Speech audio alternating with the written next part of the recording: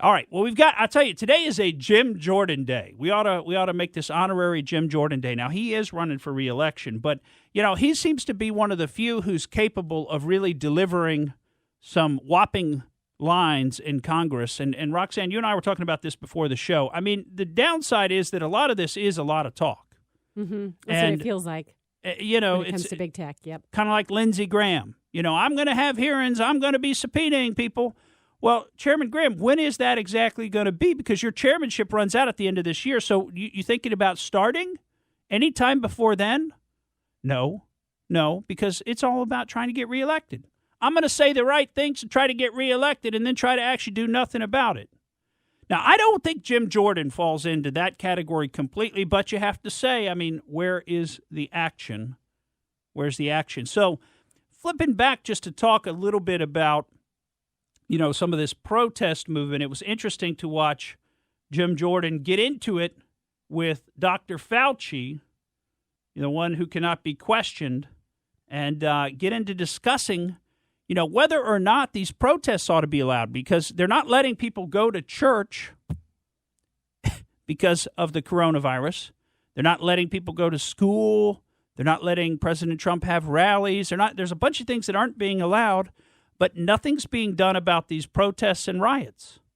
Those are totally allowed. And the interesting thing is they won't even speak out against them. So listen to how hard Dr. Fauci works not to dare criticize the protesters when he's being asked about it by Jim Jordan. Fauci, do protests increase the spread of the virus? Do protests increase the spread of the virus? I think I can make a general statement. Well, 500,000 protesters on June 6th alone. Yeah. I'm just asking that number of people, does it increase the spread of the virus? Crowding together, particularly when you're not wearing a mask, contributes to the spread of the virus. Should we limit the protesting? I'm not sure what you mean. How do we say limit the protesting? Should government limit the protesting? I don't think that's relevant to... Well, you just said if it increases the spread of the virus. I'm just asking, should we limit it? Well, I'm not in a position to determine what the government can do in a forceful way. Well, you make all kinds of recommendations. You make comments on dating, on baseball, on everything you can imagine. I'm just asking you just said that protests increase the spread. I'm just asking you, should we try to limit the protests? No, I think I would leave that to people who have more of a position to do that. I can tell you... Government stopping people from going to church, Dr. Fauci? Yeah. Last week in the Calvary Chapel case, 5 liberals on the Supreme Court said it was okay for Nevada to limit church services. Justice Gorsuch said it best. He said there's no world in which the Constitution permits Nevada to favor Caesar's Palace over Calvary Chapel. I'm just asking, is there a world where the Constitution says you can favor one First Amendment liberty, protesting, over another, practicing your faith?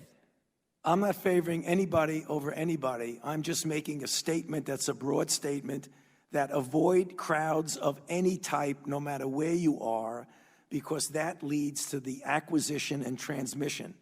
And I don't judge one crowd versus another crowd.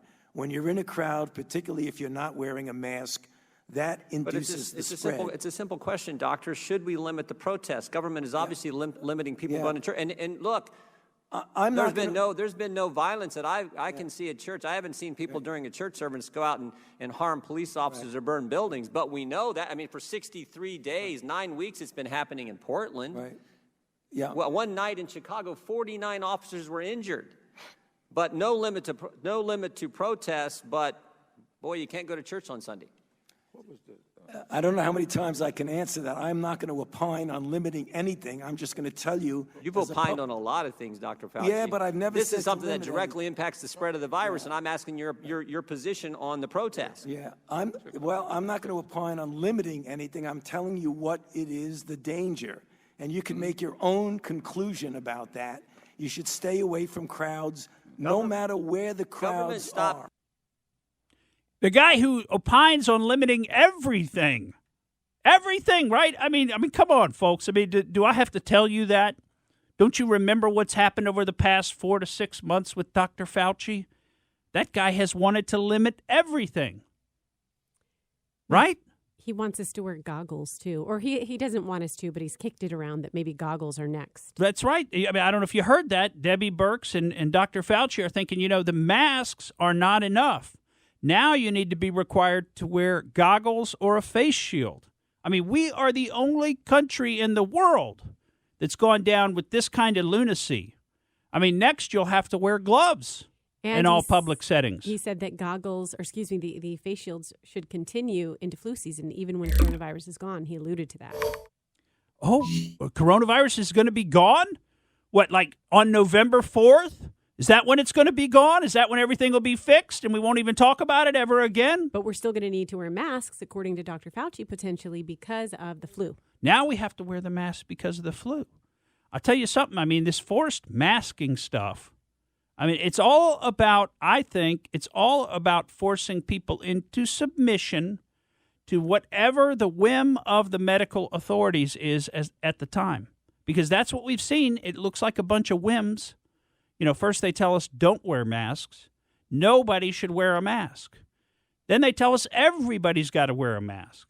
Now they're telling us everybody should wear goggles. I mean, it's almost like they're playing games. Soon it'll be you got to wear goggles but no mask. And then you got to wear gloves but no goggles. I mean, it's just like, and I'm being facetious here, but they're jerking us around. Thank you for listening to the Morgan Streetman Show. We hope you enjoyed what you heard, and if you did, please click like and subscribe to help us out. And remember that we recommend that you exercise your brain at least once a week.